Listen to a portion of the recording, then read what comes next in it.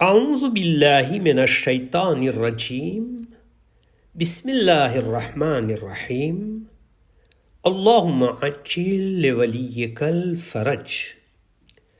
हज़रत अमीरुल मोमिनीन अली इब्न अबी तालिब अलैहिस्सलातु वस्सलाम नहजुल बलागाની અંદર હિકમત નંબર 220માં ઇરશાદ ફરમાવે છે કે એને ઇન્સાફ ન કહેવાય જે ફક્ત અનુમાન યાને ગુમાન લગાવીને ફેંસલો આપી દેવામાં આવે. આ નુરાની હદીસમાં ઇમામ અલી અલૈહિસ્સલામ એક સામાજિક વસ્તુ ઉપર રોશની નાખે છે. કોઈ પણ વસ્તુમાં કોઈને માટે ફેંસલો ન આપો જ્યાં સુધી તમારી પાસે યકીન ન આવી જાય. કુરઆન અને હદીસમાં આવ્યું છે કે તમે કોઈના માટે ખરાબ વિચાર તમારા દિમાગમાં ન લાવો. કુરઆન મજીદ સૂરે હુજરાત આયત નંબર 12માં ઇરશાદ ફરમાવે છે, એ લોકો જે ઈમાન લાવ્યા છો તમે વધારે પડતા ગુમાનથી બચીને રહો, કેમ કે તેમાં અમુક ગુમાન ગુનાહ છે. ઇમામ અલી અલૈહિસ્સલામ એક હદીસમાં ફરમાવે છે કે જ્યારે પણ કોઈ ઇન્સાન બોલે તો જ્યાં સુધી તેનો સાચો અર્થની શક્યતા હોય સાચો અર્થ કાઢે અને ફસાદ ન ફેલાવે. આ હિકમત નંબર 360માં છે.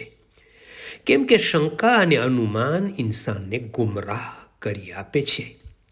ક્યારેક ઇન્સાન એવા સારા આદમી ઉપર શંકા કરે છે કે જેનાથી હંમેશા ભલાઈ અને સારા કામો જ જોયા હોય છે.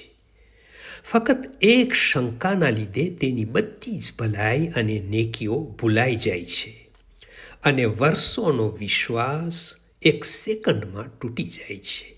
તો શું આવો ફેંસલો સારો કહી શકાય?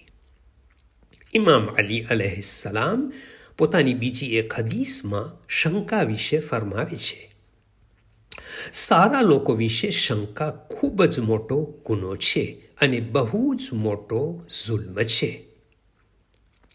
બીજી એક હદીસમાં ઇરશાદ ફરમાવે છે કે સર્વેથી ખરાબ લોકો એ છે જે શંકાના લીધે કોઈની ઉપર ભરોસો નથી કરતા અને બીજા તમામ લોકો પણ તેના આવા ખ્યાલો અને કાર્યોના લીધે તેની ઉપર ભરોસો કરતા નથી.